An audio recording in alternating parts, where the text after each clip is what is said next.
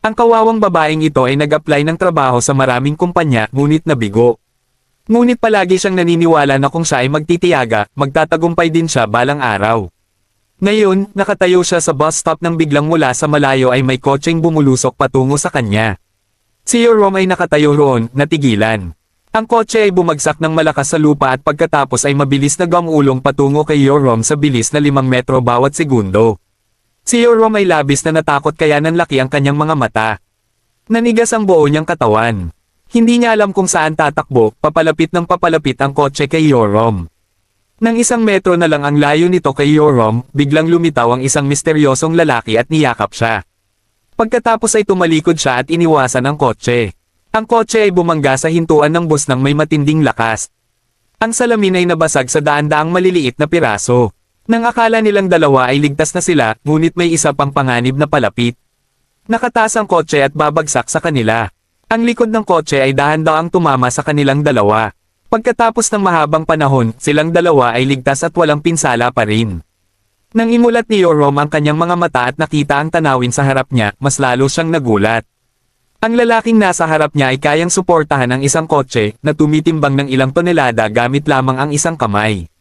Sa sandaling ito, ang teorya ng relativity ni Einstein ay hindi na balido.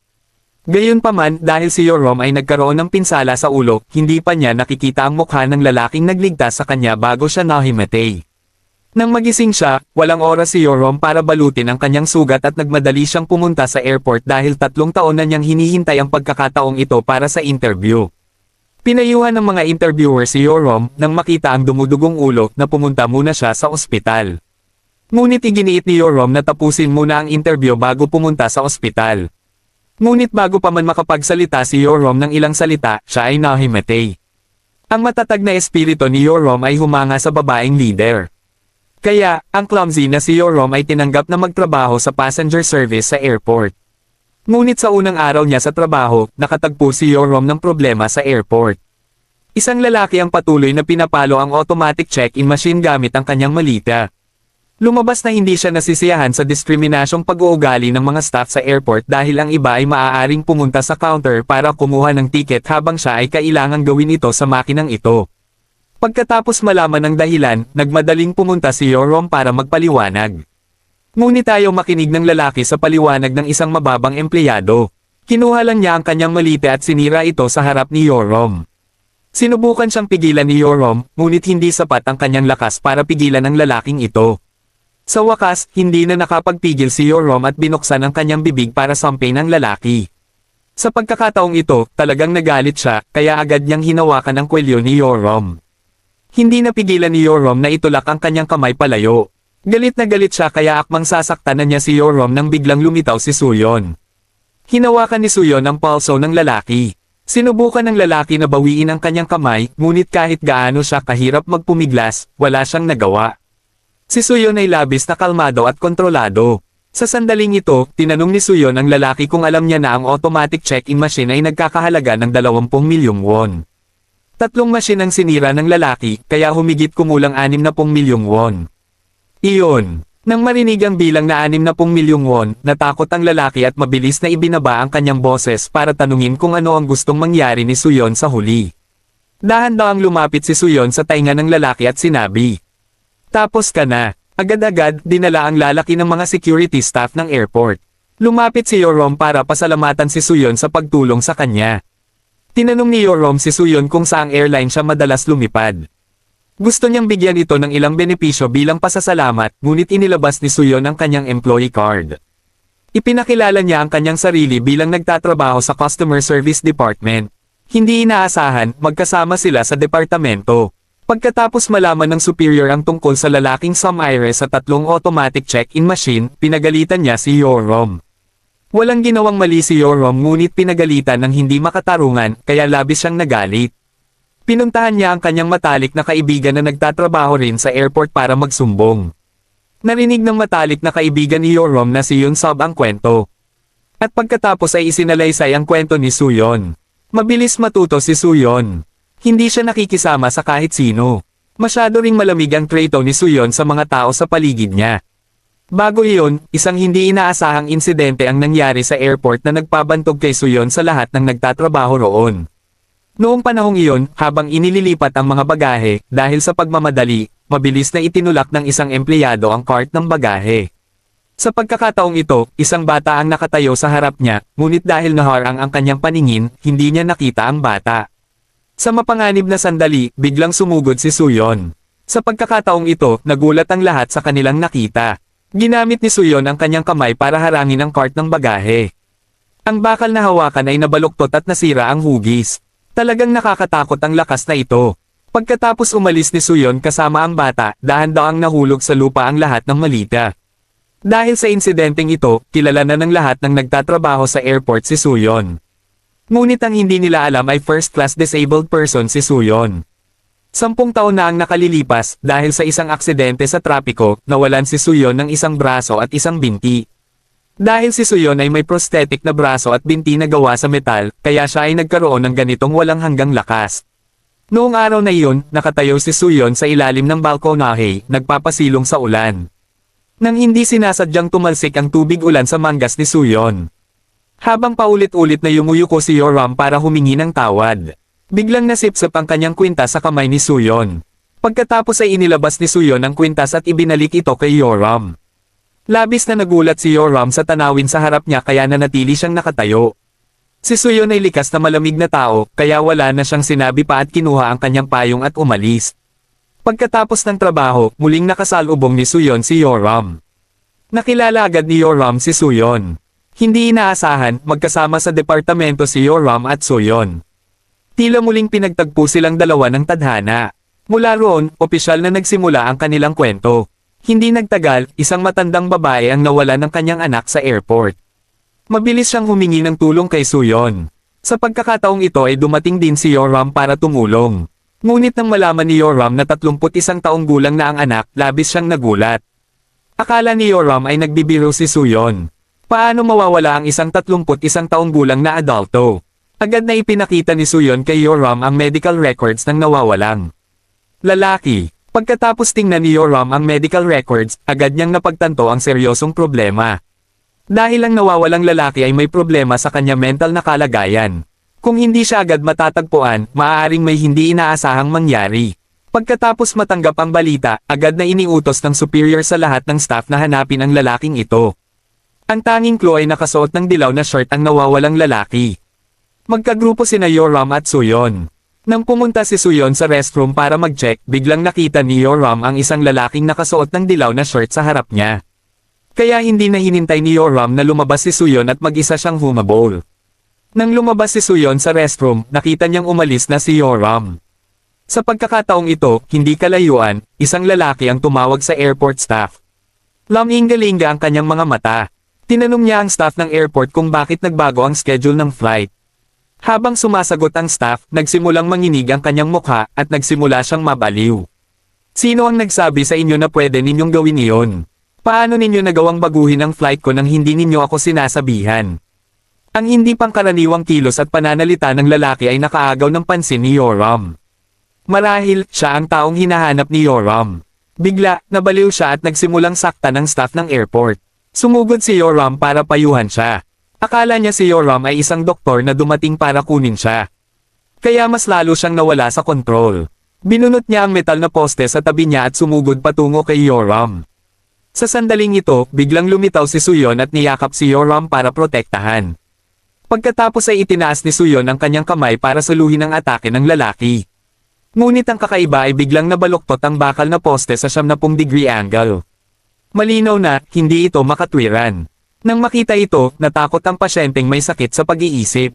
Ngunit napakakalmado ni Suyon. Walang kahit isang sugat sa katawan ni Suyon.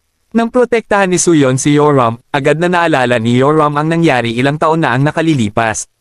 Tila nakilala na niya ito dati. Lumabas na isang taon na ang nakalilipas, nang si Yoram ay nasa hintuan ng bus, isang kotse ang naaksidente at tumaob. Nang malapit na itong bumangga kay Yoram, napapanahong lumitaw si Suyon at ginamit ang kanyang braso para harangin ang lumilipad na kotse at iligtas siya. Pagkatapos makauwi, naalala ni Yoram ang eksena sa airport. Sigurado si Yoram na si Suyon ang nagligtas sa kanya noong taong iyon. Kaya pinuntahan niya ito. Tinanong ni Yoram si Suyon kung niligtas siya nito dati. Ngunit itinanggi ito ni Suyon at sinabing hindi pa sila nagkikita. Ngunit sa nangyari lang, hindi naniwala si Yoram sa sinabi ni Suyon. Itinago ito ni Suyon dahil ang kanyang metal na braso ay may 66 na smart chips na konektado sa kanyang mga nerve. Bagamat mayroon siyang superhuman strength, iba ang kanyang katawan sa normal na tao, kaya labis siyang conscious sa sarili. Para hindi mahalata ng iba na abnormal ang kanyang katawan, malamig siyang namuhay at sinubukang lumayo sa iba. Kahit na mga kasamahan niya ang mga ito, nanatili pa rin siyang malamig ang pakikitungo. Sa oras ng pagkain, gustong kumain kasama siya ng isang kasamahan. Ngunit hindi siya nakisabay kumain sa kanyang mga kasamahan, kaya kinuha niya ang tray ng pagkain at pumunta sa ibang lugar. Pagkatapos ay nagluto siya ng noodles mag-isa. Sa sandaling iyon, nakita ni Yoram ang tagpong iyon. Dahil nakitang hindi na nanghalian si Suyon, bumili si Yoram ng tinapay para sa kanya. Hindi inaasahan nang magbuhos ng mainit na tubig si Yoram para timplahin ang noodles, aksidente niyang natapon ang buong tasa ng noodles. Mabilis na inabot ni Suyon para saluhin ito.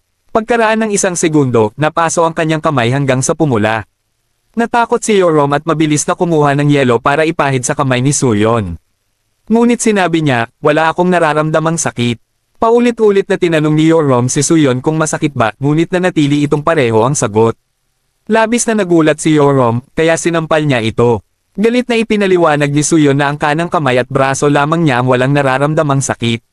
Noon lamang napagtanto ni Yoram na medyo mabigat ang kanyang kamay, kaya mabilis siyang humingi ng tawad kay Suyon.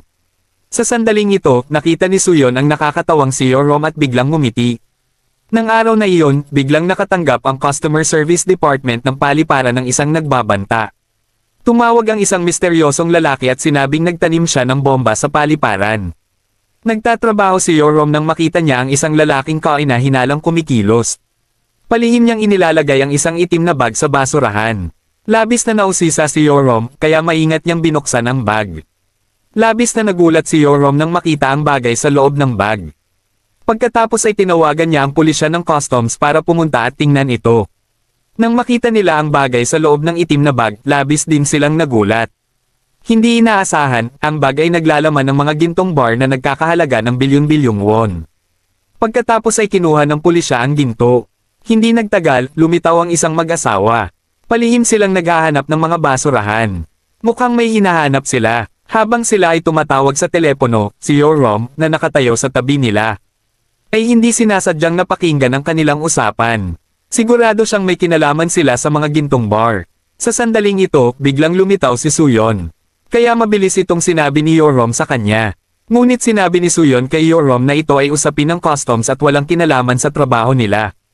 Ngunit naisip ni Yoram na ito ay mas mahalaga kaysa sa trabahong ginagawa nila.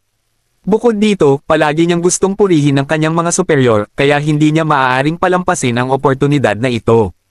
Kaya pumunta siya sa security room sa paliparan at sinabi sa kanila ang tungkol dito. Pagbalik niya sa kanyang opisina, pakiramdam niya ay may nagawa siyang malaking bagay.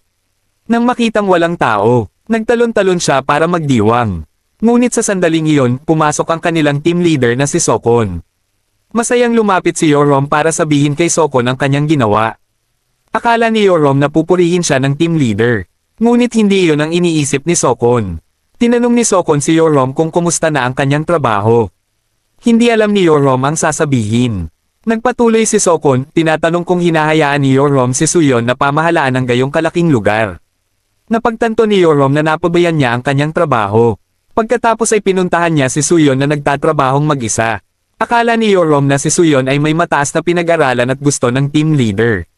Ngunit siya ay walang kakayahan at mahilig magdulot ng gulo. Tanging kapag sinubukan niyang makamit ang ilang tagumpay lamang siya hindi bubulyawin ng iba. Ngunit ang iniisip ni Yoram ay sinalungat ni Suyon. Dahil walang nakuhang simpatiya, labis na nalungkot si Yoram. Dahil doon, nagkaroon ng mainit na pagtatalo sina Yoram at Suyon. Pagkatapos nito, galit na naghiwalay ang dalawa para magtrabaho.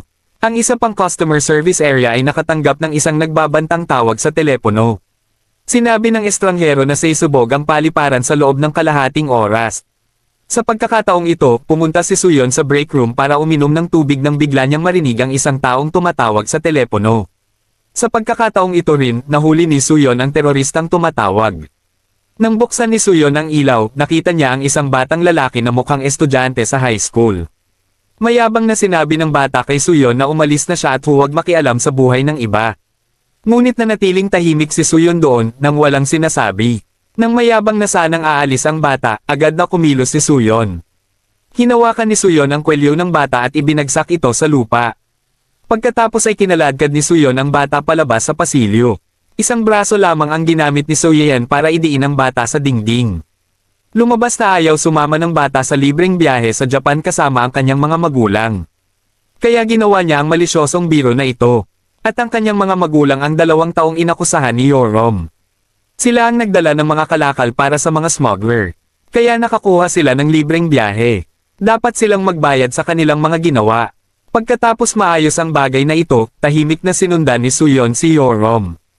Napagtanto ni Suyon na masyado siyang naging marahas kay Yorom kanina.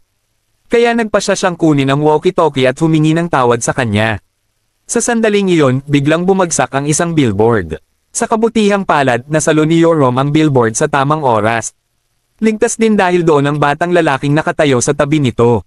Noon lamang napagtanto ni Yorom na bagamat ang kanyang trabaho ay mukhang maliit at hindi gaanong mahalaga.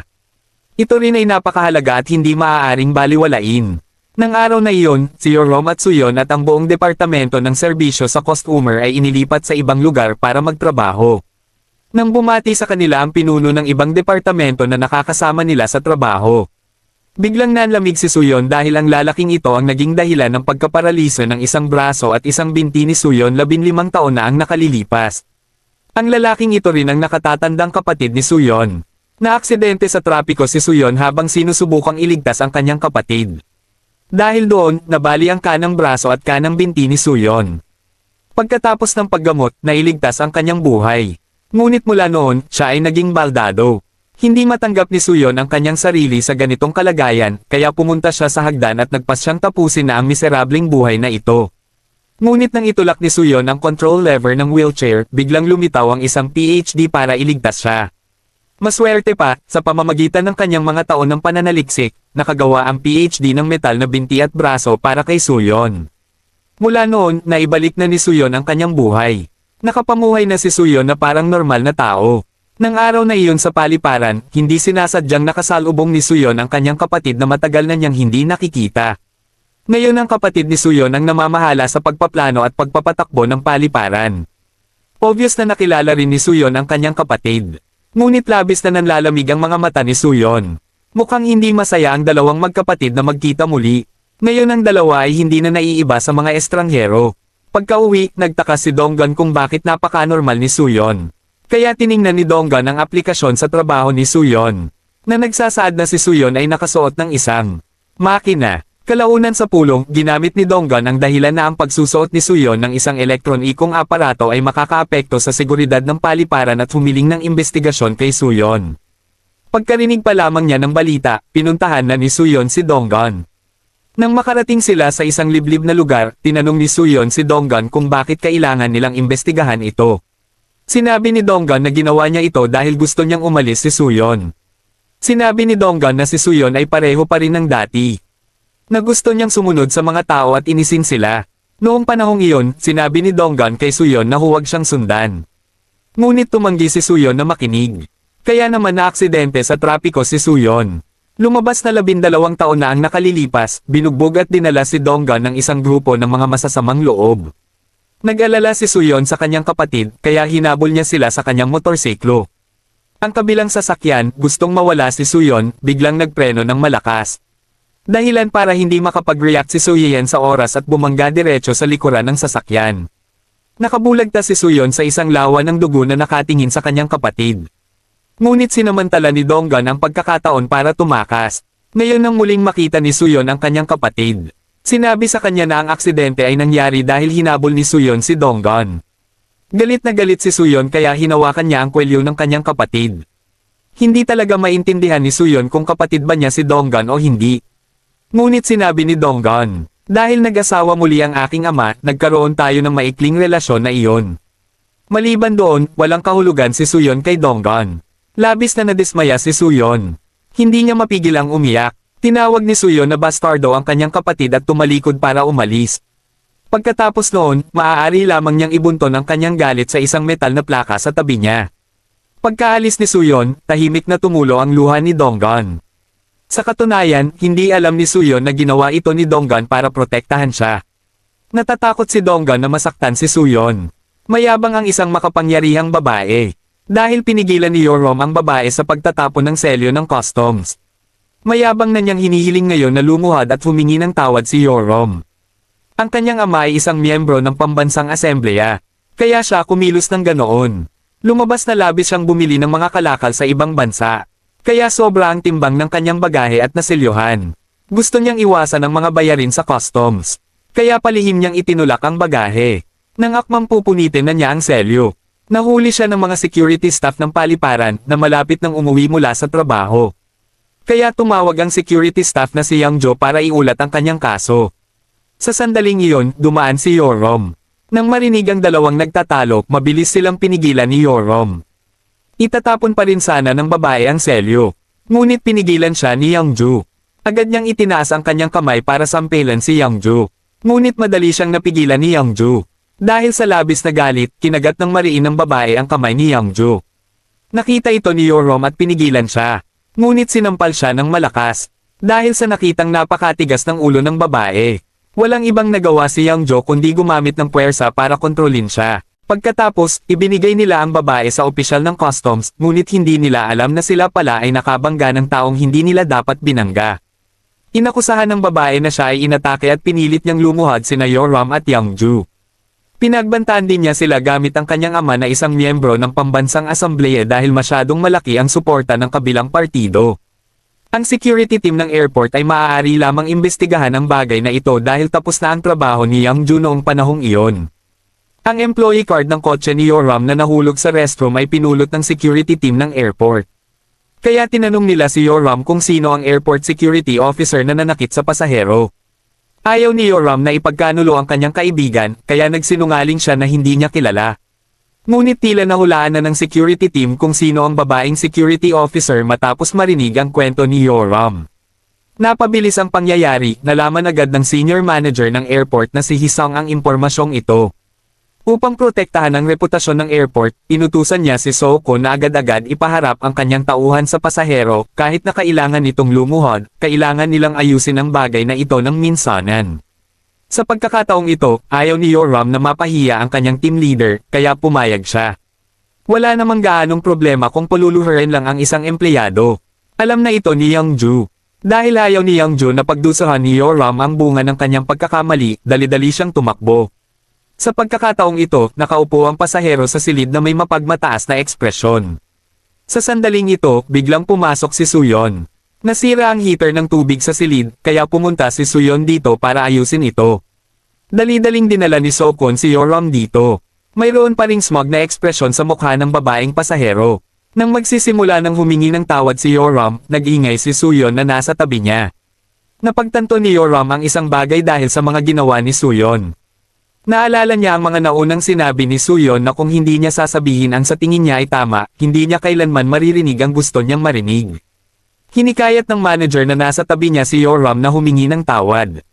Sa pagkakataong ito, isinalaysay ni Yoram ang nangyari sa restroom. Pagkatapos, tinanong ni Yoram ang babaeng pasahero na humingi ng tawad sa kanya. Nang marinig iyon, agad na nagalit ang babaeng pasahero.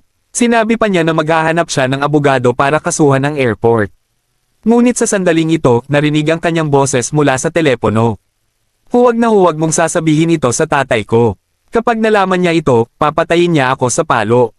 Lumabas na ni-record pala ni Suyon ang usapang ito sa kanyang abogado habang inaayos ang heater ng tubig. Lumabas na gusto niya lang takutin ang lahat sa airport para kanselahin ang customs clearance. Napapanahon ng paglitaw ni Suyon para tumulong, kaya labis na naantig si Yoram. Sa huli, ang babaeng pasahero ay maaari lamang ibunton ang kanyang galit sa kanyang shirt. Pagdating ni Yang Jo, naayos na ang lahat. Dahil dito, sa unang pagkakataon, pinuri si Yoram ng team leader na si Sokon sa kanyang ginawa. Labis na naantig si Yoram dahil dito. Hindi niya mapigil ang mapaluha dahil lagi na lamang siyang humihingi ng tawad noon. Hindi niya kailanman naisip na humingi ng hustisya para sa kanyang sarili. Ngunit ngayon, ang lahat ng kanyang tapang at lakas ay dahil kay Suyon. Sa pagkakataong ito, nakatayo sa likod si Suyon, tahimik na nakatingin kay Yoram. Pagkatapos makita ni Sokon si Suyon, pinuri niya ang pagganap nito ngayong araw bilang lubhang mahusay. Nang mag-isa si Suyon, tahimik, niyang tiningnan si Yoram. Nang makita si Yoram na labis na masaya kaya umiyak, tila unti-unti siyang nagkagusto rito. Sa pagkakataong ito, isang vacuum cleaner robot ang naakit sa metal na braso ni Suyon. Patuloy na sumusunod ang robot kay Suyon. Gustong iwasan ni Suyon ang robot na ito at tumakbo patungo kay Yoram. Sa ganitong kalapit na distansya, nagsimulang kumabog ng hindi regular ang kanilang mga puso. Kasabay nito, sa airport, isang buntis ang malapit ng manganak. Ngunit ayaw niyang manganak dahil hindi pa dumarating ang kanyang asawa. Ngunit hindi niya alam na sa pagkakataong ito, lumipad na pala ang kanyang asawa mula sa ibang bansa at kararating lang sa airport nang dalhin siya ng mga tauhan ng airport. Dahil may problema sa kanyang pasaporte. Nang makita na desidido ang buntis na kung hindi niya makikita ang kanyang asawa. Hindi siya mangganganak, sinabi ni Yoram. Hahanapin ko talaga ang iyong asawa at dadalhin ko siya. Sinabi ito ni Yoram upang masiguro ang kaligtasan ng buntis at ng sanggol. Doon lamang pumayag ang buntis na pumunta sa Central Hospital na katabi ng airport. Dahil dati nang gumamit ng peking pasaporte ang kanyang asawa. Gustong ibalik ng immigration officer ang lalaki sa kanyang bansa. Nagmamakaawa ang asawa ng buntis. Sa lahat ng naririto, nahayaan siyang makita ang kanyang kapatid, bagong silang na anak, at pagkatapos ay aalis na siya. Ngunit tinanggihan ng immigration officer. Sa kabilang banda, dali-daling hinanap ni Yoram ang asawa ng buntis. Ipinadala pa niya ang litrato nito kay Suyon. Sinabi ni Yoram kay Suyon na kung makita niya ang lalaki sa litrato, dapat siyang sabihan. Sa pagkakataong ito, pumunta si Suyon sa exit office para ayusin ang water purifier. Dito, hindi sinasadyang natuklasan ni Suyon na ang lalaking nasa harapan niya ang taong hinahanap ni Yoram. Sa mismong sandaling ito, dumating ang immigration officer para tawagin ang pangalan ng asawa ng buntis at malapit nang dumating ang eroplanong pabalik sa kanyang bansa.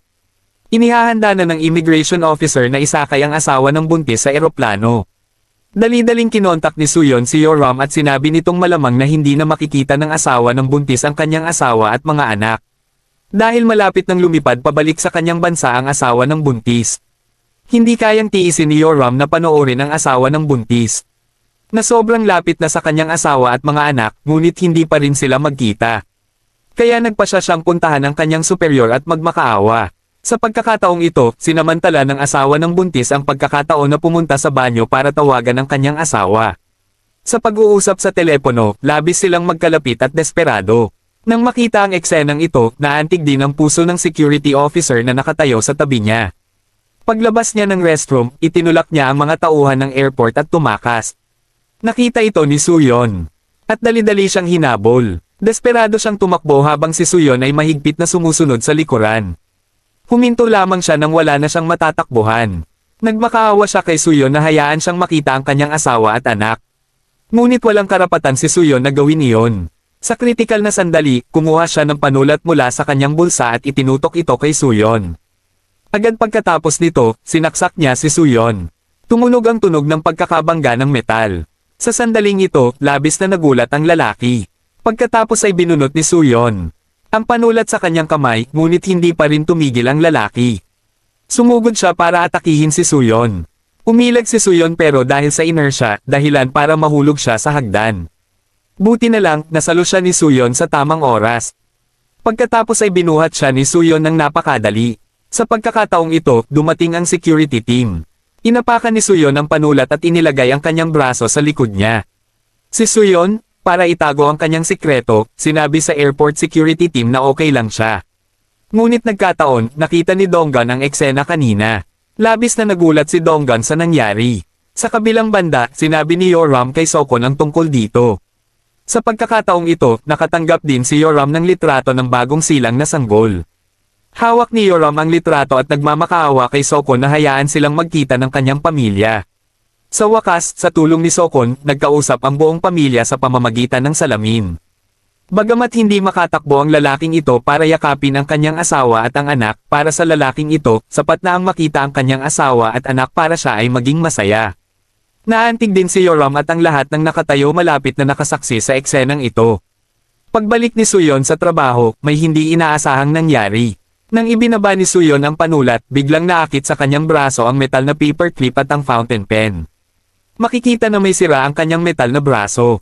Akala ni Suyon na nasira siguro ang braso dahil sa panulat kanina, kaya palihim siyang pumasok sa changing room para suriin ang kanyang braso. Buti na lang, pansamantala lang ang problema.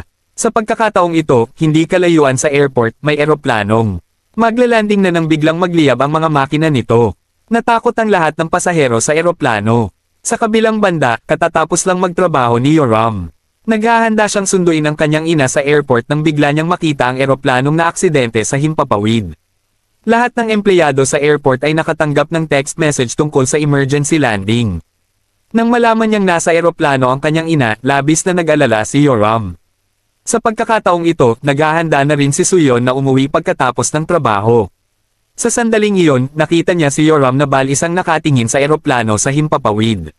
Doon naisip ni Suyon kung gaano kasaya si Yoram kanina, kaya nahulaan niyang may kakilala siyang nasa eroplano. Buti na lang, walang nangyaring aksidente nang lumapag ang eroplano. Naghihintay dito ang fire truck at nagsimula na sa rescue work. Nang makita si Yoram na tumatakbo palabas para hanapin ang kanyang ina. Kahit ano paman, pinigilan siya ni Suyon dahil bawal ang lugar na iyon. Ngunit natatarante at walang tigil na umiiyak si Yoram at sinabing nasa flight na iyon ang kanyang ina. Pagkatapos malaman ang sitwasyon, tinawagan ni Suyon si Sokon. Sinabi ni Suyon kay Sokon na nasa flight ang ina ni Yoram. Umaasa siyang papisokin si Yoram sa airport, ngunit mariing tinanggihan ni Sokon ang kahilingan ni Suyon. Nakita ni Suyon na labis na nalulungkot si Yoram. Kaya nagpasya siyang kumilos ng mag-isa. Pagkatapos itanong ang pangalan ng ina ni Yoram, agad na ibinaba ni Suyon ang telepono. Pagkatapos noon, mabilis na tumakbo si Suyon papunta sa ambulansya. Nagsinungaling siya na inutusan siya ng kanyang mga superior na pumunta roon para tumulong. Pagkapasok sa airport, nagmamadaling tinanong ni Suyon ang bawat pasahero kung sila ba ang ina ni Yoram. Ang eksenang ito ay nakita rin ng security guard na si Yang Ju na nakatayo sa tabi. Labis na nagtataka si Yang Jo kung bakit naroon si Suyon. Sa sandaling iyon, dumating ang balita mula sa eroplano na mayroong isang taong nasugatan. Agad na tumakbo si Suyon doon at ginamo ang sugat ng babae. Pagkatapos malaman na siya ang ina ni Yoram, nakahinga ng maluwag si Suyon. Ngunit nang tanggapin ni Suyon ang baso ng tubig, hindi na niya maigalaw ang kanyang braso at bumagsak ang baso. Sa sandaling iyon, agad na tumakbo ang rescue team. Para hindi mabuko, nagmadaling nagtago si Suyon. Sa wakas, nakita ni Yoram ang kanyang ina na ligtas na lumabas. Magiliw na nagyakapan ang mag-ina habang tahimik na nakatayo si Suyon sa tabi nila at pinagmamasdan silang dalawa. Noon lamang nakaramdam ng ginhawa si Suyon na umalis. Bago umalis, tinawagan ng ina ni Yoram si Yoram at sinabihan itong pasalamatan ng taong nagligtas sa kanyang ina sa eroplano. Pagkatapos noon, pumunta si Yoram sa lugar na iyon para magpasalamat. Ngunit sinabi ni Yang Jo na hindi sila ang nagligtas sa ina ni Yoram. Sinabi rin ni Yang Jo kay Yoram na tanungin si Suyon. Kasama ni PhD si Suyon noong panahong iyon. Sa sandaling iyon, tumawag si Yoram, ngunit hindi sumagot si Suyon. Pagkatapos gamutin ni PhD si Suyon, umuwi siya. Sa sandaling iyon, nagpadala ng text message si Yoram para makipagkita kay Suyon sa unang lugar kung saan sila nagkita. Dinala ni Yoram ang backpack ni Suyon na naiwan niya sa trabaho at nakatayo roon na naghihintay sa kanya. Nag-iisip si Suyon kung pupunta ba siya o hindi. Papadilim ng papadilim ang langit, ngunit hindi pa rin nakikita ni Yoram si Suyon. Umuulan na ngayon. Hindi alam kung gaano nakatagal ang lumipas, nang itaas ni Yoram ang kanyang ulo, lumitaw si Suyon sa harap niya. Tinanong ni Yoram kung si Suyon ba ang nagligtas sa kanyang ina sa airport, ngunit itinanggi ito ni Suyon. Nang sabihin ni Yoram na nakita siya ni Yang Ju, sa wakas ay umamin siya. Pagkatapos ay tinanong ni Yoram si Suyon kung bakit niya iyon ginawa. Gusto ba ni Suyon na palihim na gumawa ng gawaing kawang gawa? Agad na sinabi ni Suyon na hindi. Nagtataka si Yoram. At tinanong ni Yoram kung gusto mo ba ako. Ang pangungusap na ito ang nagpagulo kay Suyon.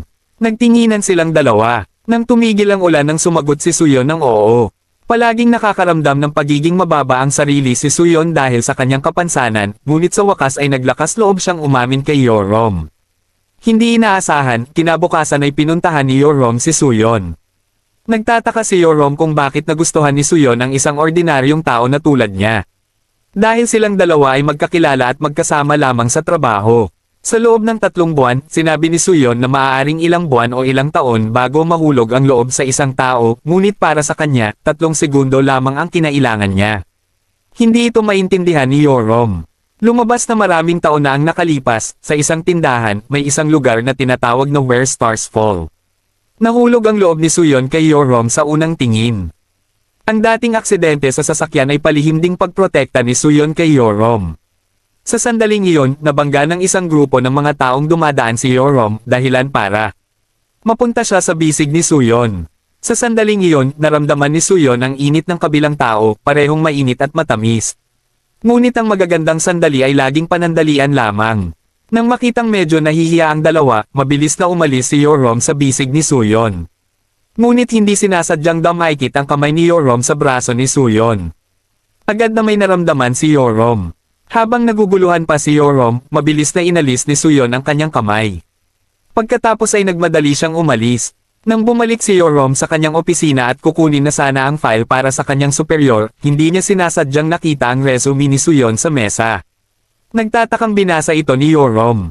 Hindi inaasahan, nakasaad doon na si Suyon ay isang level 1 na may kapansanan. Nang makita ito, mas lalong nagulat si Yorom. Hindi alam ni Yorom ang gagawin. Tinanong ni Unsub kung ano ang nangyayari sa pagitan ni Yorom at Suyon. Sasabihin na sana ni Yorom ang nalaman ngunit huminto siya.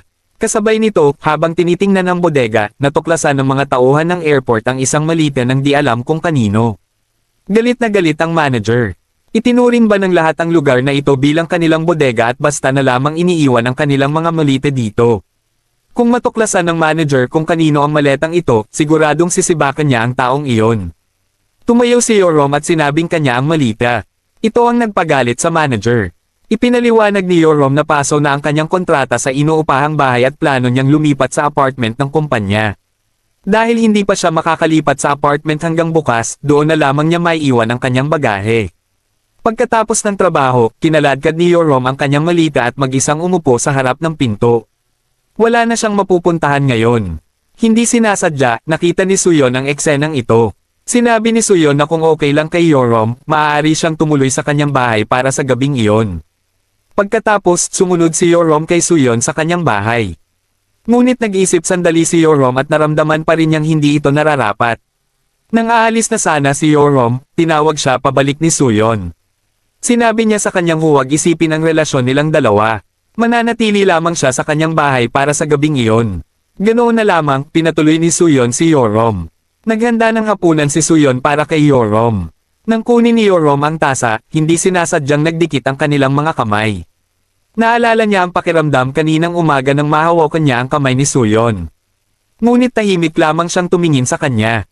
Bagamat nagtataka siya, hindi na siya nagtanong pa dahil alam niyang ayaw nitong pag-usapan ang nakaraan.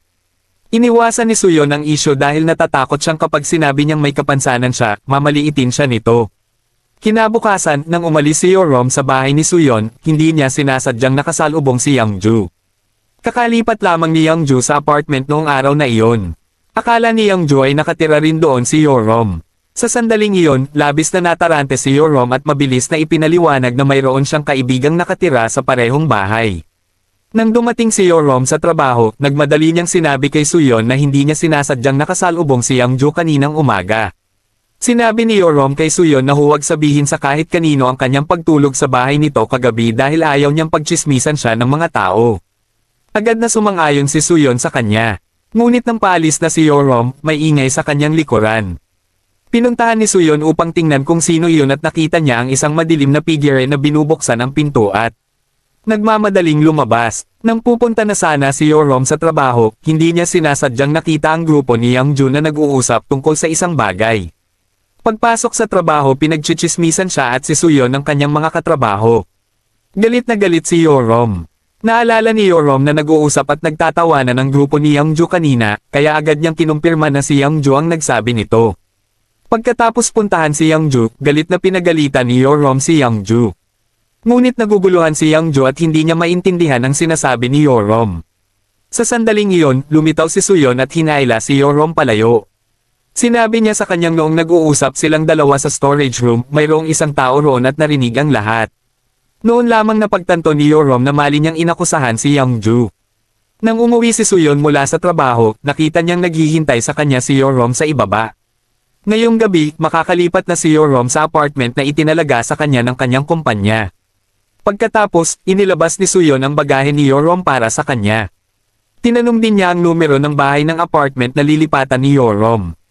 Pagkakita pa lamang ni Suyon sa numero ng bahay, alam niyang itinalaga si Yorom na tumira sa parehong bahay ni Youngju. Sa sandaling iyon, labis na nagulat si Yorom. Dahil pinagalitan niya ng husto si Youngju noong araw, kaya ngayon ay hindi na niya magawang harapin si Youngju. Sa sandaling iyon, sinabi ni Suyon kay Yorom, "Narinig ko na walang nangyayari sa mundong ito nang hindi sinasadya. Ang lahat ng nangyayari sa buhay na ito ay may dahilan." Nang marinig ito, mas lalong nagulat si Yorom. Dahil noong bata pa si Yorom, sinabi rin ito sa kanya ng kanyang mga magulang.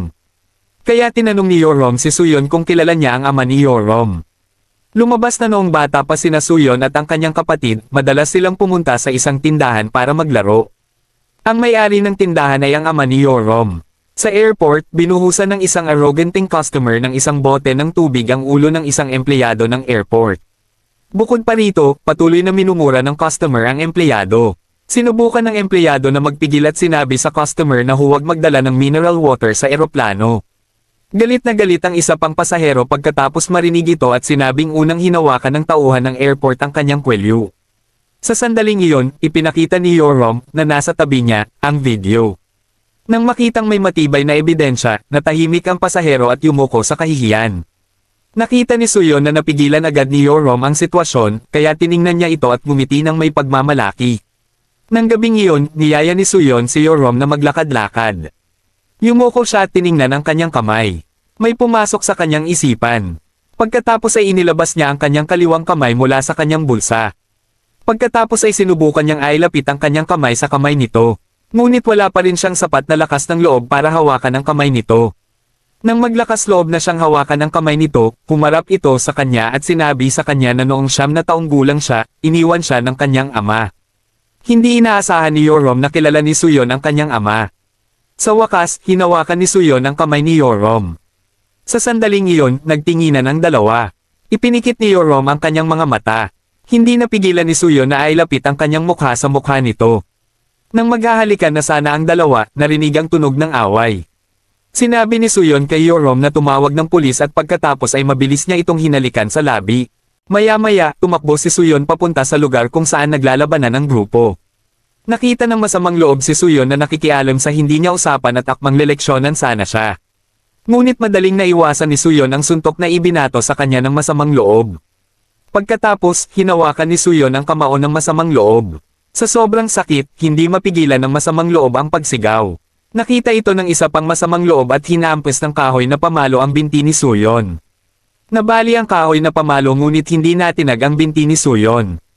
Pagkatapos, iniwas-iwas ni Suyon ang kanyang braso at tumilapon ang masamang loob sa basurahan at nawala ng malay.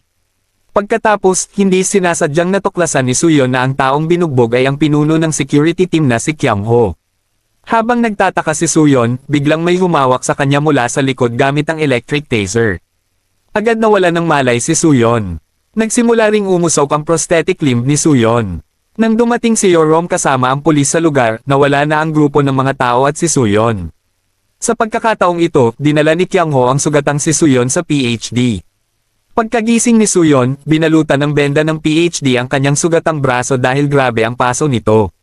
Nasira rin ang mga muscle sa kanyang braso. Sinabi ng PhD kay Suyon na huwag nang gamitin ang prosthetic arm dahil maaaring maging necrotic ang mga muscle sa kanyang braso. Sinabi rin ng PhD na gumamit siya ng wheelchair para makagalaw.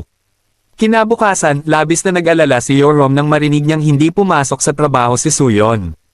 Paulit-ulit niya itong tinawagan ngunit hindi sumasagot.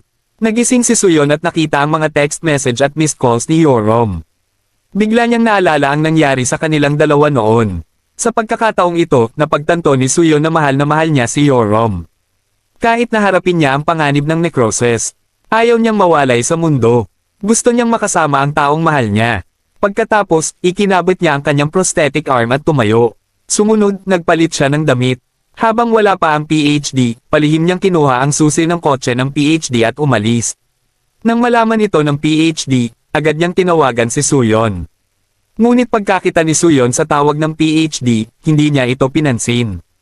Agad na kinontak ng PhD si Sokon. Sinabi ng PhD na labis na mapanganib ang sitwasyon ni Suyon. Malamang napupunta si Suyon sa airport para hanapin si Yorom. Kaya, mabilis na nagtanong si Sokon kay Yorom, ngunit wala siyang alam. Nag-aalalang tinawagan ni Yorom si Suyon at nagtatakbong hinanap siya kahit saan. Sa wakas, natagpuan niya ito sa rooftop. Nag-aalalang tinanong ni Yorom si Suyon kung bakit bigla siyang nawala. Sinabi niyang labis siyang nag-alala sa kanya. Bakit hindi niya sinasagot ang mga tawag niya? Paulit-ulit siyang nagsabi ng mga mapagmahal na salita sa kanya na labis niyang ikinatuwa. Pagkatapos, sinabi niya sa kanya na paano kung magsimula silang mag-date. Nagtinginan ng dalawa at pagkatapos ay nagbigay ng masuyong halik sa isa't isa. Ngunit hindi nagtatagal ang masasayang sandali. Galit na naghihintay kay Suyon ang PhD at si Sokon. Pinagalitan ng PhD si Suyon at sinabi. Napansin ni Sokon ang lipstick sa bibig ni Suyon at agad niyang napagtanto ang nangyari. Nang makitang ligtas si Suyon, mapanuyang ngumiti si Sokon at pagkatapos ay umalis. Hindi na matiis ng PhD. Kaya binigyan niya si Suyon ng tuwalya para panasan ang bibig. Bagamat nahihiya, labis pa rin ang kasiyahan ni Suyon. Sa pagkakataong ito, hindi pa rin alam ni Yorom ang kalagayan ng kalusugan ni Suyon. Kaya niyaya niya itong lumabas. Pinigilan ng PhD si Suyon, ngunit matigas. Pa rin ang ulo nitong umalis. Dahil sa katigasan ng ulo ni Suyon, hindi alam ng doktor ang gagawin. Ngunit nang makarating si Suyon sa kotse, nawala ng kontrol ang kanyang braso. At nahulog ang susi sa lupa. Agad siyang natakot dito. Ngunit isang segundo kalaunan, gumaling ang braso ni Suyon. Pansamantala lamang nasira ang kamay. Akala ni Suyon ay ayos na ang lahat. Ngunit nang yumuko siya para pulutin ang susi, natigilan siya dahil hindi niya maigalaw ang kanyang mga braso at binti. Biglang nawala na naman ng kontrol ang kanyang braso. Sinimulang sipsipin ng kanyang braso ang susi at ang kotse sa tabi niya. Sinubukan niyang hilahin ang kanyang kamay. Ngunit kahit anong gawin niya, hindi niya magawa. Sa pagkakataong ito, nabasag ang salamin ng pinto. Labis siyang nakaramdam ng kawalan ng pag-asa. Ngunit mahigpit pa ring nakadikit ang kanyang kamay sa katawan ng kotse.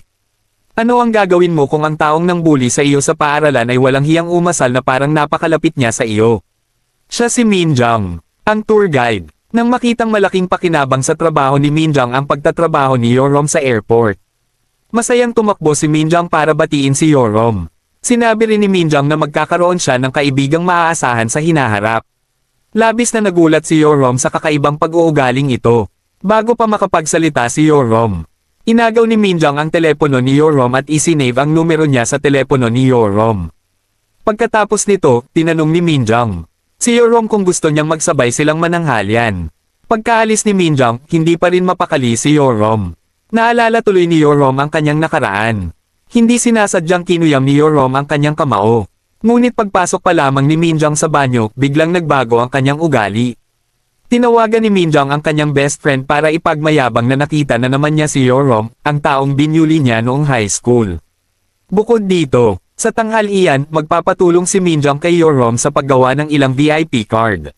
Sa labas, agad idinikit ni Minjang sa rehas ang mga pangalan ng mga pasaherong sa sandulan niya. Nagkataon namang nakita ito ni Yorom.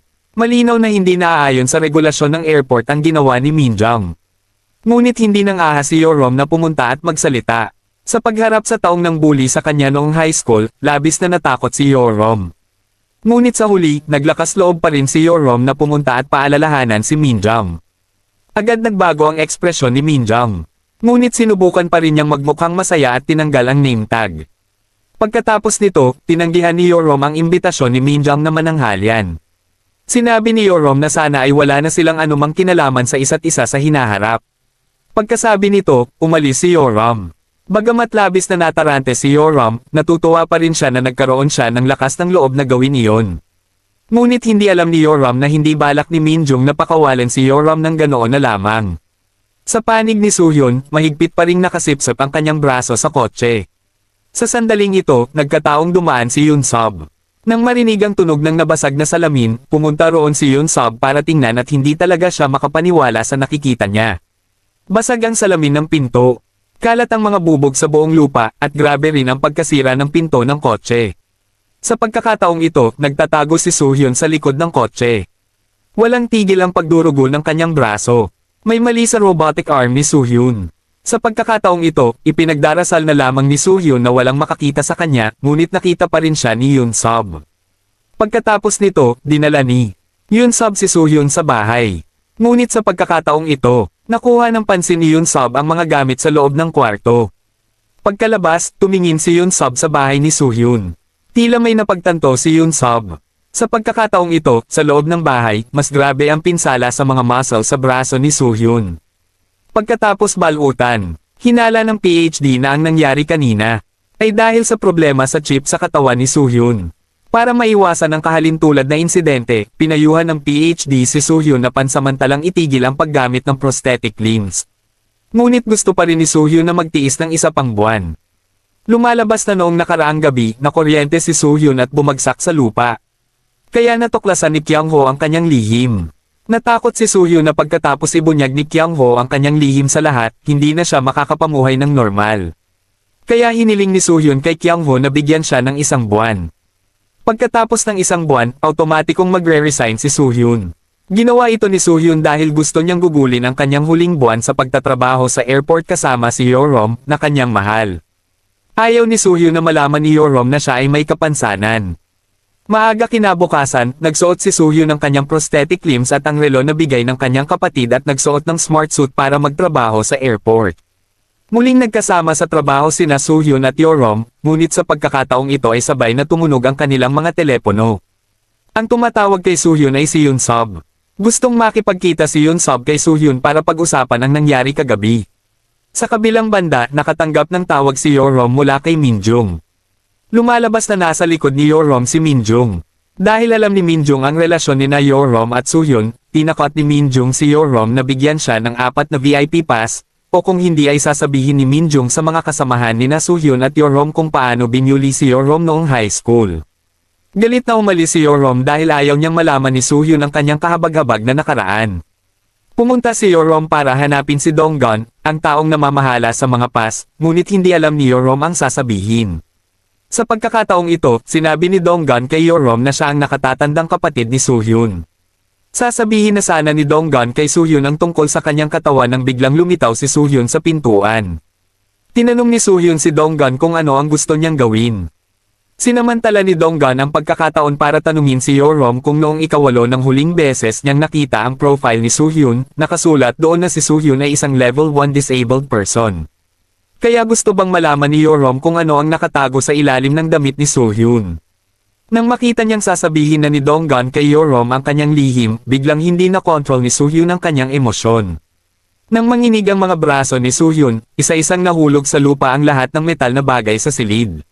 Sa sandaling ito, parehong nagulat sina Dong-gun at Yoram sa kanilang nakita.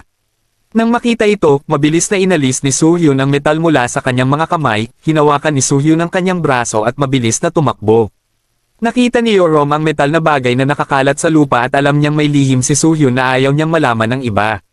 Sa sandaling ito, hinubad ni Soo-hyun ang kanyang jacket at ibinalot ito sa kanyang braso. Tumakbo siya papasok sa elevator dahil ayaw niyang malaman ng kahit sino ang kanyang lihim. Ngunit nang papasok na si Soo-hyun sa elevator, nakita niya ang isang tumpok ng mga bagay na metal sa harapan niya. Kaya hindi na siya nang ahas pang pumasok sa elevator. Pagkatapos ay tumakbo siya ng mag-isa papunta sa bodega para magtago. Sa sandaling iyon, ginamit ni Yoram ang walkie-talkie para tawagan si Soo-hyun, ngunit nanatili siyang tahimik. Siya ay may kapansanan, kaya hindi niya alam kung paano siya haharapin. Labis na hindi komportable ang pakiramdam ni Soo-hyun. Hindi nagtagal, dumating din si Yoon-sub para hanapin si Soo-hyun. Noong nakaraang gabi, nakita ni Yoon-sub ang isang silyang degulong sa bahay ni Soo-hyun. Hinala ni Yoon-sub na hindi malusog ang katawan ni Soo-hyun. Gusto ni Soo-hyun na panatilihing lihim ito ni Yoon-sub. Ngunit mahal din ni Yoon-sub si Yoram. Ayaw ni Yoon-sub na mahalin ni Yoram ang isang taong hindi malusog. Naniniwala si Yoon-sub na hindi dapat magkaroon ng panlilinlang sa pag-ibig. Umaasa siya na magiging tapat si Soo-hyun kay Yoram. Binigyan ni Yoon-sub si Soo-hyun hanggang sa katapusan ng linggo para sabihin kay Yoram ang kanyang lihim. Sa opisina, tiningnan ni Yoram ang mesa ni Soo-hyun na may malungkot na mukha. Dahil mayroon din siyang miserableng nakaraan na ayaw niyang malaman ni Soo-hyun. Ngunit sa sandaling ito, may isang nagbanta na sasabihin kay Soo-hyun ang tungkol sa pambubuli kay Yoram noong high school. Nang hindi alam ni Yoram ang gagawin, lumapit si Sokon. Inilagay ni Sokon ang 4 na VIP pass sa mesa ni Yoram. Lumabas na naroon din si Sokon sa restoran noong panahong iyon. At alam ang tungkol sa banta kay Yoram. Ngunit ngayon sinabi ni Soko na kung hindi ito haharapin ni Yoram, lagi na siyang pagbabantaan. Umaasa si Soko na makapag-iisip ng mabuti si Yoram at makapagdedesisyon. Pagkatapos ay kinuha ni Yoram ang pass para makita si Minjang. Tuwang-tuwa si Minjang nang makita niyang nakuha agad ni Yoram ang pass. Ngunit hindi alam ni Minjang na walang balak si Yoram na ibigay sa kanya ang pass. Sinabi ni Yoram kay Minjang na bagamat ang panahong binubuli si Yoram ay napakahirap. Salamat sa pangangalaga ng kanyang ina. Nalampasan ni Yoram ang panahong iyon. Ngayon ay hindi na natatakot si Yoram kay Minjang. Pagkatapos sabihin niyon, pinunit ni Yoram ang 4 na pass sa kanyang kamay at pagkatapos ay umalis nang hindi na lumingon pa. Nang makauwi si Suyon, sinabi niya sa PhD na parang alam na niya kung bakit patuloy na nagkakaroon ng kakaibang pangyayari ang kanyang katawan. Tinanong ng PhD kung ano ang sanhi ng pagkakamali. Agad na sumagot si Suyon. Si Yoram. Lumabas na ang pangyayaring ito ay lumitaw na noong unang beses niyang makilala si Yoram. Kalaunan, habang lumalalim ang damdamin ni Suyon para kay Yoram, dumami rin ang dalas ng pagkasira ng kagamitan ni Suyon. Ngunit ngayon ay labis na mahal ni Suyon si Yoram. Kaya hindi niya alam kung paano niya ito haharapin sa hinaharap. Sa sandaling iyon, tumawag si Yoram kay Suyon. Orihinal na balak na huwag sagutin ang telepono. Ngunit ibinigay pa rin sa kanya ng PhD ang telepono. Sinabi ni Yoram sa kanya ang nangyari noong umagang iyon. Sinabi niya, kung ayaw niyang sabihin, hindi niya kailangang sabihin. Sigurado si Yoram na mayroon siyang dahilan kung bakit hindi niya sinasabi. Naiintindihan ni Yoram ang nararamdaman ni Suyon. Labis siyang naantig dito. Kinabukasan, hinailan ni Suyon si Yoram sa rooftop at tinanong niya kung iniisip nitong siya ay kakaiba. Inisip ni Yoram na likas na magkakaiba ang mga tao, kaya wala siyang pakialam sa kanyang pagiging kakaiba. Sa pagkakataong ito, sinabi ni Suyon kay Yoram na dahil sa kanya kaya madalas siyang nagkakaproblema. Nang marinig ito, labis na nagtaka si Yoram. Ngunit hindi sinabi ni Suyon kung bakit. Itinaas lang niya ang kanyang kamay para marahang haplusan ang buhok nito. Sa sandaling ito, gustong-gusto na talaga ni Suyon na halikan siya, ngunit wala siyang lakas ng loob na gawin ito. Humingi na lang siya ng tawad dito at umasang mabibigyan siya nito ng kaunti pang panahon. Sa airport, isang lalaking may hawak na kutsilyo ang nakahawak sa leeg ng isang empleyado ng airport. Si Yoram, sa kabila ng panganib, ay pumunta para pigilan ito. Ngunit nasugatan siya nito. Napunit ang kanyang bag at nahulog sa lupa. Patuloy na tumutulo ang dugo dito. Nang makita ito, labis na natakot ang lahat sa paligid. Tiningnan ni Yoram ang kanyang sugat at natakot at napaupo sa sahig. Sa sandaling ito, tumakbo ang security team ng airport. Mabilis na naaresto ang lalaking may hawak na kutsilyo. Unti-unting nawala ng malay si Yoram habang tumatawag si Yongju. Dali-daling tinawagan ni Yongju si Suyon. Nang marinig ni Suyon na nasugatan si Yoram, halata ang tensyon sa kanyang mukha. Bigla, may isang lalaking bumangga kay Suyon, dahilan para mahulog ang kanyang telepono sa hagdan. Gusto sanang yumuko si Suyon para pulutin ito. Ngunit sinubukan niya ng husto ngunit hindi niya kaya. Pagkaraan ng isang segundo, nahulog siya mula sa wheelchair. Kinaladkad niya ang kanyang may kapansanang katawan pasulong. Ngunit ang telepono ay nasa mismong harapan niya ngunit parang malayo ito sa kanya. Nang sa wakas ay makuha niya ang telepono, napagtanto niyang patay na ang kabilang linya. Sa kabilang banda, nang dumating ang mga medical staff para gamutin ang sugat ni Yoram, sinamantala ng lalaki ang pagkakataon. Ang sandaling na-distract ang security guard na si Deki para atakihin siya sa ulo, pagkatapos ay tumakbo ang lalaki. Nang habulin siya ni Deki hanggang sa gate ng airport, nakatakas na ang lalaki. Naupo si Suyon sa lupa at tiningnan ang kanyang may kapansanang katawan. Sa labis na sakit, ang pakiramdam ng magandang pag-ibig ay isang malayong panaginip lamang. Pagkatapos ay binuhat niya ang kanyang sugatang katawan papunta sa airport para hanapin si Sokon. Tinanong niya kung sino ang nakasugat kay Yoram. Sinabi ni Sokon na isang babaeng empleyado sa airport ang nakipaghiwalay sa kanyang kasintahan. Hindi ito tinanggap ng kanyang kasintahan, kaya pumunta ito sa airport para pagbantaan siya. Pinigilan siya ni Yoram kaya nangyari ito. Pagkatapos malaman ng kwento, hindi na masyadong nagsalita si Suyon, kinuyam lang niya ang kanyang kamao at pagkatapos ay galit na umalis. Pagkatapos ay pinuntahan ni Suyon ang empleyado para tanungin tungkol dito. Mula sa kanya, nalaman ni Suyon ang tungkol sa dating kasintahan ng empleyado at nalaman ang tungkol sa internet cafe na madalas niyang puntahan. Noong panahong iyon, masaya siyang naglalaro sa internet cafe. Hindi niya namalaya na papalapit na ang panganib. Nang lumabas siya ng internet cafe at akmang magsisindi ng sigarilyo, biglang may humablot sa kanyang damit at ibinagsak siya sa lupa. Patuloy siyang sinuntok sa mukha ng taong dumating at hinablot siya at itinayo. Sa pagkakataong ito, mayabang pa rin siya at patuloy na nagmumura. Kumuha pa siya ng kutsilyo mula sa kanyang bulsa at naghandang lumaban. Ngunit hindi siya binigyan ng pagkakataon ni Suyon. Muling sinuntok ni Suyon ang mukha ng lalaki. Natakot itong mamatay at tumakbo palayo habang sumisigaw, ngunit hinayla pa rin siya pabalik at muling binugbog. Pagkatapos ay nakatanggap ng tawag sa telepono ang security team ng airport mula sa isang estranghero. Nang pumunta sila sa restroom at buksan ang pinto, nakita nila ang lalaking nagbanta sa staff ng airport kahapon, na brutal na binugbog at itinali roon. Sa pagkakataong ito, pumunta si Suyon sa tabi ng kama ni Yorom. Nang makita niya ang taong mahal niya na sugatan, labis siyang nasaktan. Kinabukasan, dinala ang lalaki sa istasyon ng pulisya. Dumating din si Yorom para makipagtulungan sa investigasyon ng pulisya. Nakita ng lalaki si Yorom at binigyan siya nito ng masamang ngiti.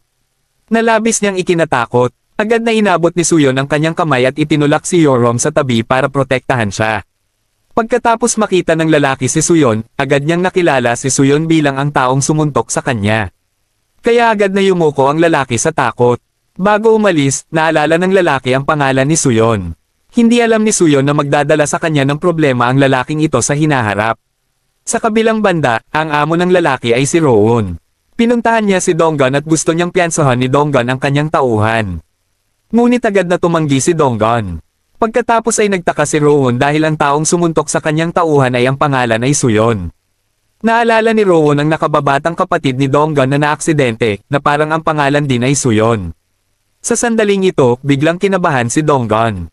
Patuloy niyang itinatanggi ito. Pinayuhan ni Donggon si Roon na pamahalaan ng maayos ang kanyang mga tauhan. Nang umalis si Donggon, nagsimulang imbestigahan ni Roon si Suyon. Hindi pa rin alam ni Suyon na target siya ng isang grupo ng masasamang tao dahil pinoprotektahan niya ang kanyang kasintahan. Isang aksidente ang labis na nagpadismaya kay Suyon sa kanyang kapatid. Dahil noong panahong iyon, nakita ng kapatid si Suyon na nakahiga sa lupa, hirap huminga ngunit tumakbo pa rin palayo.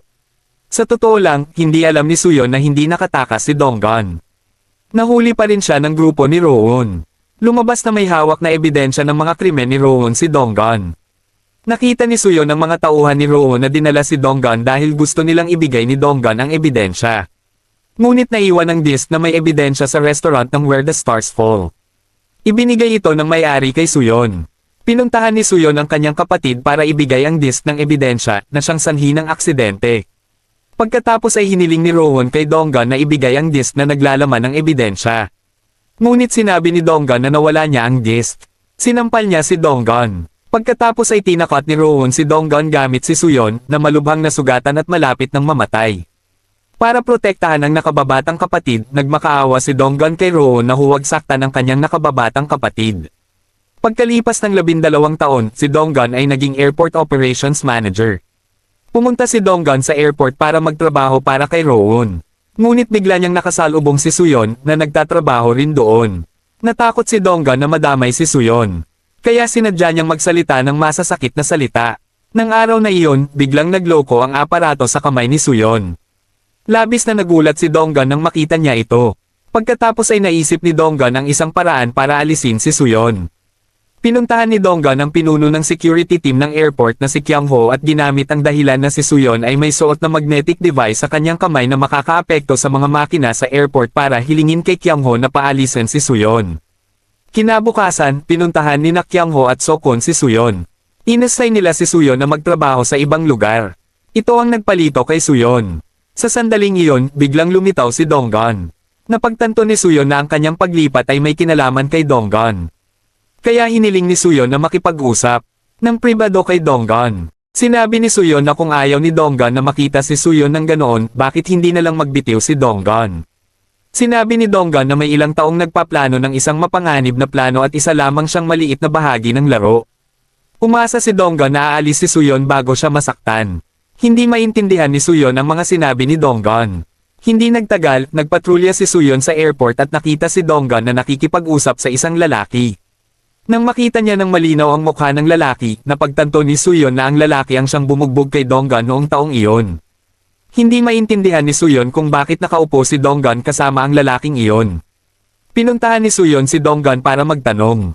Akala ni Suyon noong una ay nakokonsensya si Donggon tungkol sa nakaraan at hindi siya kayang harapin. Ngunit sa katotohanan, dahil iyon sa mga taong iyon. Dahil dito, mas lalong hindi naintindihan ni Suyon si Donggon. Ngunit malamig lamang na nagbabala si Donggon kay Suyon. Umasa si Donggon na mawawala na si Suyon sa paningin ni Donggon. Tumingin si Suyon kay Roon nang hindi niya alam na ang lalaking sumalakay kay Yorom noon ay junior ni Roon. Nang gabing iyon, umuwi ng magkasama sina Suyon at Yorom. Habang nasa daan, masaya silang naghawak kamay. Humulik si Suyon sa kamay ni Yorom. Balak niyang sabihin dito ang tungkol sa kanyang katawan, kaya inimbite ni Suyon si Yorom sa kanyang bahay. Sinabi ni Suyon kay Yorom na tumalikod muna habang siya ay pumapasok mag-isa sa silid.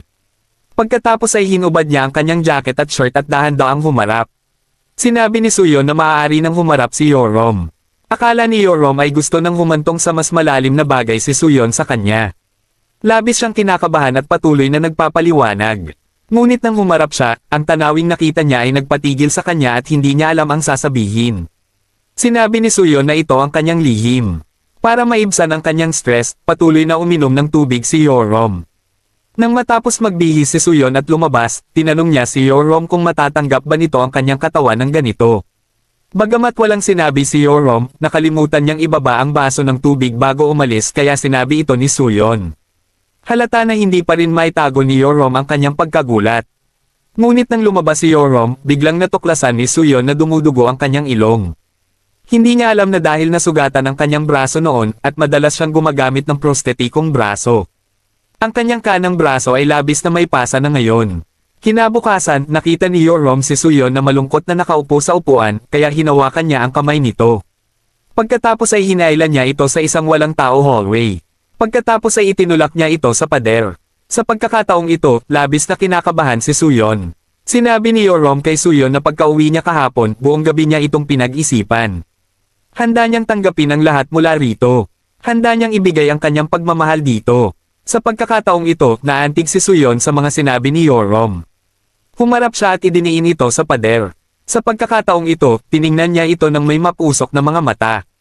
Mahigpit na nagyakapan ang dalawa para maramdaman ang kanilang pagmamahal sa isa't isa. Sa kabilang banda, labis na nalulungkot ang PhD dahil katitanggap lamang niya ng report sa kalusugan ni Suyon. Natuklasan niya na ang mga muscle sa braso ni Suyon ay malubhang nasugatan. Kaya, kailangang suriin ng mas maingat si Suyon. Kaya tinawagan ng PhD si Suyon at sinabihan itong bumalik ngunit tumanggi ito. Sinabi ni Suyon na okay lang. Siya, kaya hindi na kailangang magpasuri at pagkatapos ay pinatay niya ang kanyang telepono. Nang gabing iyon, lumabas para kumain kasama sina Suyon, Yorom, at ang kanilang mga kasamahan. Nakaupo si Suyon sa sofa na parang bata na nanunood kay Yorom na naglalaro at labis siyang masaya. Ngunit hindi nagtagal, patuloy na damyugo ang kanyang ilong, kaya dali-dali siyang pumasok sa banyo para hugasan ito. Hindi niya inaasahan na makita na kumalat na sa kanyang leeg ang mga pasa sa kanyang kamay. Ang payo ng PhD ang nagpamulat sa kanya sa seryosong kalagayan. Pagka-uwi, tinanong ni Yorom si Suyon kung gusto nitong sumama sa kanya sa isang biyahe sa darating na bakasyon. Sa pagkakataong ito, tiningnan lamang ni Suyon si Yorom nang hindi sumasagot dahil hindi niya alam kung mabubuhay pa siya hanggang doon. Mahigpit niya itong niyakap, ngunit puno ng pag-aalala ang kanyang puso. Nang makauwi sila, pinuntahan ng PhD si Yorom at sinabi nito ang tungkol sa kalagayan ng kalusugan ni Suyon. Umasa ang doktor na mahihikayat ni Yorom si Suyon na agad sumang-ayon sa pagpapagamot. Pagkaalis ng doktor, labis na nalungkot si Yorom. Kinabukasan, pinadala ng kanilang mga superior sina Yorom at Suyon sa supermarket para bumili ng mga gamit. Pagkasakay sa kotse, patuloy na tinatanong ni Yorom si Suyon kung okay lang ba ito. Hindi niya ito hinayaan magdala ng mga gamit. Mag-isa niyang dinala ang lahat ng bagong bili sa kotse. Dahil dito, hindi maintindihan ni Suyon si Yorom. Nang makabalik ang dalawa sa opisina, ang kakaibang pag-uugali ni Yorom ay nagpahinala kay Suyon. Tinanong ni Suyon si Yorom kung nakipagkita ba ito sa PhD. Nang paulit-ulit na tanungin ni Suyon, kinailangan ni Yorom na sabihin dito ang sinabi sa kanya ng PhD kahapon. Umasa siya na maaari nitong tanggalin ang mga aparato sa kanyang katawan para unti-unting gumaling ang kanyang katawan. Ngunit sa sandaling ito, biglang nagalit si Suyon at sinabihan itong tumigil sa pagsasalita. Pagkatapos ay galit na umalis si Suyon. Sumunod, nakipagkita siya sa PhD. Sinabi ng PhD kay Suyon na kailangan niyang tanggalin ang lahat ng aparato sa kanyang katawan. Ang pagpalampas sa pinakamahusay na oras ng paggamot ay maaaring maglagay sa kanyang buhay sa panganib. Ngunit ayaw ni Suyon na magpagamot. Gusto niyang mamuhay ng normal. Ayaw niyang mabuhay sa isang wheelchair. Pagkatapos niyang sabihin iyon, lumabas siya. Ngunit muling dinyugo ang ilong. Nang umalis siya, hindi niya alam na mula sa malayo, may 2 taong nakaitim ang damit na sumusunod sa kanya. Tumakbo si Suyon sa parke ng mag-isa. Biglang may maliwanag na ilaw na tumama sa kanya. 2 kotse ang huminto sa harap ng kanyang kinauupuan. Pagkatapos ay lumabas ang isang grupo ng mga masasamang tao na may mga armas. Sa pagkakataong ito, lumapit si Rowan. Gusto niyang turuan ng leksyon si Suyon. Sinabi ni Rowan kay Suyon, narinig ko na hindi pa katagalan ay tinuruan mo ng leksyon ang junior ko, tama ba? Gusto kong malaman kung paano mo iyon ginawa. Ipakita mo sa akin ang iyong kakayahan. Pagkatapos ay lumapit ang isang grupo ng mga taong may armas at pinalibutan si Suyon. Hindi nagtagal, natambas si Suyon sa lupa. Ngunit hindi alam ng mga masasamang tao na hindi umatake si Suyon kanina dahil natatakot siyang mapatay niya ang mga ito. Dahil sa kasalukuyang sitwasyon, hindi na nakapagpigil si Suyon at nilabanan ang mga masasamang tao. Hinawakan niya ang patpat at pagkatapos ay ginamit niya ang kanyang kamay para baliin ito. Pagkatapos ay hinawakan ni Suyon ang isa sa kanila sa kwelyo at ibinato ito sa malayo. Pagkatapos ay sinipa ni Suyon ang isa pa sa ere. Labis, na natakot ang grupo ng mga tao sa tanawing ito. Diretsong pinuntahan ni Suyon si Rowan at sinabi, gusto mo ba akong saktan ulit? Labis na galit si Rowan. Nang makabalik si Yorom at makita si Suyon na sugatan, labis siyang nag-alala. Nag-alala siya at gusto niya itong dalhin sa ospital. Ngunit sinabi nitong okay lang siya. Pagkatapos ay iniuwi ni Yorom si Suyon. Maingat niyang ginamo ang sugat nito. Ninais ni Suyon na makasama magpakailanman ang babaeng nasa harap niya. Biglang tanong ni Suyon kay Yorom kung gusto nitong matulog dito. Nahiya si Yorom at hindi niya alam ang gagawin. Pagkatapos ay dali-dali niyang kinuha ang kanyang mga gamit at umalis. Ngunit pagdating niya sa pinto, lumingon siya at bumalik. Hinalikan niya si Suyon sa pisngi at sinabing good night. Sa sandaling ito, labis na masaya si Suyon. Sa kabilang banda, galit na tinawagan ni Rowan si Donggan at tinanong kay Donggan kung ano ang nangyayari kay Suyon. Ayaw ni Donggan na madamay ang kanyang nakababatang kapatid dito. Kaya sinabi niyang hindi niya kilala si Suyon. Pagkatapos niyang sabihin iyon, ibinaba ni Donggan ang telepono. Nakita ni Rowan na maraming nasugatan niyang junior at ang kanyang minamahal na kotse ay labis na nasira. Kaya nangako siyang pagbabayaran ito ng mahal ni Suyon. Nakatayo sa harap ng salamin, tiningnan ni Suyon ang kanyang labis na namamagang braso. Alam niyang nasa panganib ang kanyang buhay. Ngunit para makita ang taong mahal niya araw-araw, isinugol pa rin niya ang kanyang buhay para magtrabaho sa airport. Ngunit hindi nagtagal, unti-unti siyang nawawala ng malay. Patuloy na dumaloy ang dugo sa kanyang ilong. Iminungkahi ni Yorom na magpatingin siya sa ospital. Ngunit sinabi pa rin niyang okay lang siya. Pagkatapos ay dali-dali siyang pumunta sa banyo para hugasan ang dugo. Labis na nag-aalala si Yorom sa labas. Biglang dumating ang isang grupo ng mga tao sa loob at pinalibutan si Suyon. Malinaw na dumating sila dito para makipag-away sa kanya. Sa pagkakataong ito, lumapit ang leader sa harap ni Suyon. Nakilala ni Suyon na siya ang sumaksak kay Yorom sa airport. Mayabang siyang nagmayabang sa harap ni Suyon na mayroon siyang mabuting amo. Hindi lamang nagpiyansa ang amo para sa kanya kundi binayaran din ang kanyang paglaya.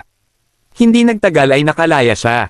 Sa pagkakataong ito, nakita ni Yorom na nasa panganib si Suyon at dali-dali siyang nagpunta para hanapin ang security team ng airport. Ngunit nang dumating sila, wala na si Suyon doon. Pagkatapos ay kinuha nila ang kuha ng kamera. At natagpuan ang lokasyon ni Suyon. Kaya bumaba ang security team sa underground parking lot para pigilan ang mga estranghero sa pagdala kay Suyon. Ngunit lumabas si Suyon at sinabi kay Deki na huwag silang pigilan. Natakot si Suyon dahil baka maraming pang tao na masasaktan. Ngunit iginiit ni Deki na huwag sumama si Suyon. Habang nagpupumiglas ang dalawang panig, hiniling ni Kyung-ho sa lahat ng miyembro ng security team na umalis. Lumalabas na sinabi lang ni Kyung-ho kay Donggan ang tungkol kay Suyon. Sinabi ni Donggan na hayaan na lang si Suyon na sumama. Nangako si Donggan na ibabalik niya si Suyon. Dinala si Suyon sa isang abandonadong kagubatan. Pagkatapos matanggap ang balita, dali-daling pumunta si Donggan dito. Umasa si Donggan na mapapatawad ni Rowan ang kanyang nakababatang kapatid. Ngunit iginiit ni Rowan na patayin si Suyon. Walang ibang nagawa si Donggan kundi sabihin kay Roon na kung ayaw nitong mailabas sa lahat ang tape mula 12 taon na ang nakalilipas, dapat nitong pakawalan si Suyon. Akala ni Roon ay nawala na kay Donggan ang tape. Ngayong alam na niya ang totoo, galit na galit si Roon. Labis na galit si Roon kaya sinuntok niya si Donggan at bumagsak ito. Nakita ni Suyon ang tagpong ito at nagsimulang lumaban sa masasamang tao. Sa sandaling ito, pinatulog ng isang masamang loob na may patpat si Donggan. Gusto sanang sagipin ni Suyon ang kanyang kapatid ngunit pinigilan siya ng masasamang tao. Pagkatapos ay inilabas ni Roon si Donggan. Sinabi ni Roon sa kanyang mga tauhan na itapon si Donggan sa dagat. Nakita ni Deki ang tagpong ito bago umalis si Roon. Sa pagkakataong ito, nag-iisa pa ring lumalaban si Suyon sa loob ng pabrika laban sa masasamang tao. Ipinakita ni Suyon ang kanyang superior na kakayahan sa pakikipaglaban. Isa-isa niyang pinatumba ang mga ito. Ang lalaking nanakit kay Yorom ay labis na natakot kaya hindi niya alam ang gagawin. Binuksan niya ang pinto para tumakas. Ngunit sa sandaling ito, dumating si Deki at matagumpay siyang napigilan. Sa pagkakataong ito, binuksan ni Suyon ang pinto. Itinulak niya lang ito ng malakas at agad na lumipad palabas ang mabigat na pintuang bakal. Nang makita ni Deki ang mga masasamang loob na nakahandusay at nasasaktan sa harap niya, labis siyang nagulat. Nilapitan ni Suyon ang lalaking nanakit kay Yorom at binuhat ito gamit ang isang kamay. Tinanong ni Suyon kung alam nito kung saan dinala ni Roon si Donggan. Sa pagkakataong ito, dinala na si Donggan sa dalampasigan. Nang bumaba ang mga masasamang loob sa kotse, dinala ni Deki si Suyon papunta roon. Nakita ito ng mga masasamang loob at dali-daling binuksan ang likod ng kotse para kumuha ng mga patpat. Nang papalapit na sila kay Suyon, nakita ni Donggan si Suyon sa harap. Naalala ni Donggan ang tagpong iniligtas siya ni Suyon noon. Sa pagkakataong ito, ayaw ni Donggan na mapahamak si Suyon dahil sa kanya. Kaya dali-dali siyang gumapang papunta sa upuan ng driver, pinaandar ang kotse, at diretso itong pinaharurot sa mga masasamang loob. Hindi inaasahan, hindi lamang hindi natama ng kotse ang mga masasamang loob, kundi inilagay pa nito si Donggan sa panganib. Sa gayon, nakabitin ang kotse sa dalampasigan at anumang oras ay mahuhulog ito. Nang malapit nang mahulog ang kotse, biglang lumitaw si Suyon. Gulat na napatingin si Donggan kay Suyon. Dahil isang braso lang ang ginagamit niya sa paghila sa kotse, buong lakas niyang hinayla ito patungo sa pampang. Ngunit dahil sugatan siya, kahit anong pilit niya, hindi niya kaya. Ayaw ni Donggan na madamay ang kanyang nakababatang kapatid, kaya malakas siyang sumigaw. Bitawan mo na, Suyon. Bitawan mo na. Sinubukan ni Suyon na tiisin ang sakit at ayaw niyang bumitaw. Sa gayon, hinayla ni Suyon ang kotse patungo sa pampang. Nang makita ni Suyon na wala na sa panganib si Donggan, saka lamang lumitaw ang isang ngiti sa kanyang mukhang puno ng pawis at luha. Dahil nakita ni Suyon na dumating si Donggan para iligtas siya. Napatunayan nitong mahal pa rin siya ni Donggan. Ngunit nang bumalik si Suyon, labis na siyang pagod. Nakita ni Yorom si Suyon sa harap niya at dali-dali siyang tumakbo palapit. Hindi na nakayanan ni Suyon ang kanyang sarili at lumuhod. Nang mawala ng malay si Suyon, tumakbo si Yorom para yakapin siya. Nakita ni Yorom na malubha ang sakit ni Suyon at labis siyang nasaktan. Pagkatapos ay binuksan niya ang kanyang bag at kinuha ang isang elektron-ikong aparato at naalala ang sinabi ng PhD. Dapat nang tumigil si Suyon para patuloy siyang mabuhay. Ang aparatong ito ang maaaring huminto sa mga makina sa katawan ni Suyon. Ngunit sa pagkakataong ito, labis siyang nag-aalangan at wala siyang magawa. Kinabukasan ng magising si Suyon, nakita niya si Yorom na nakahiga sa tabi niya. Alam niyang inalagaan siya nito buong magdamag. Biglang lumitaw ang isang masayang ngiti sa kanyang mukha. Pagkagising, naghanda si Yorom ng almusal para kay Suyon. Ngunit tumanggi itong tanggalin ang suportang makina. Ito ang nagpahirap sa kanya. Ang buhay na pinili niya, maaari bang basta-basta itong pigilan ng iba? Pagkatapos magtrabaho, pinuntahan ni Sokon si Yorom at sinabi nitong nagsumite na ng kanyang pagbibitiw si Suyon. Sa pagkakataong ito, may masamang kutob si Yorom. Bigla na lamang hindi niya mapigil ang umiyak. Ano ang dapat niyang gawin? Hindi na niya makikita si Suyon. Pagkatapos ay pinuntahan ni Yorom si Suyon at tinanong kung bakit siya nagbitiw. Umaasa rin siyang aalisin ni Suyon ang makina para magamot ang kanyang sakit. Handa siyang maging kamay at paa ni Suyon. Umaasa lamang siyang hindi siya nito iiwan mag-isa. Gayunpaman, mas gugustuhin pa ni Suyon na mamatay kaysa alisin ang makina. Ito ang nagpaiyak ng labis kay Yorom. Kinabukasan ng madaling araw, nagising si Yorom at nakita niyang mahimbing na natutulog si Suyon. para patuloy siyang mabuhay. Dahan-dahan siyang bumangon at kinuha ang aparatong ibinigay sa kanya ng PhD. Habang nag-aalangan si Yorom na may luha sa kanyang mga mata, biglang nagising si Suyon at hinawakan ang kanyang kamay. Sinabi ni Yorom kay Suyon na dapat siyang mabuhay. Sa pagkakataong ito, hindi na pinigilan ni Suyon si Yorom. Pagkatapos ay yumuko si Yorom at masayang hinalikan si Suyon. Sa isang iglap, lumipas ang 1 taon. Nagtatrabaho si Yorom sa airport. At bigla niyang napansin ang ilang babaeng tagalinis na may pinag-uusapan. Kaya pinuntahan ito ni Yorom para magtanong. Lumabas na may nangabala lang kanina. Sinubukan silang pigilan ng isang binata na naging dahilan para mabaluktot ang bakal na steak. Labis na nasabik si Yorom matapos marinig ito. Dahil alam niyang ang tanging taong makakagawa nito ay si Suyon. Kaya agad na tumakbo si Yorom para maghanap kahit saan. Nakuha ng isang robot na naglilinis ang atensyon ni Yorom. Nang makita ang pamilyar na likod, labis na nasabik si Yorom kaya napaiyak siya. Nang humarap si Suyon, napagtanto ni Yorom na ang taong kanyang hinihintay ang naroon. Sa pagkakataong ito, umiiyak at tumatawa si Yorom habang tumatakbo palapit kay Suyon. Pagkatapos ay mahigpit niya itong niyakap at naramdaman ang kagandahan ng kaligayahan. Bagamat maraming paghihirap ang kanilang pinagdaanan sa pag-ibig, tiyak na magsasama ang mga nagmamahalan. Umaasa akong makakatagpo rin kayo ng tunay na pag-ibig tulad ni Suyon at Yorom. Paalam na at magkita tayong muli sa susunod na pelikula.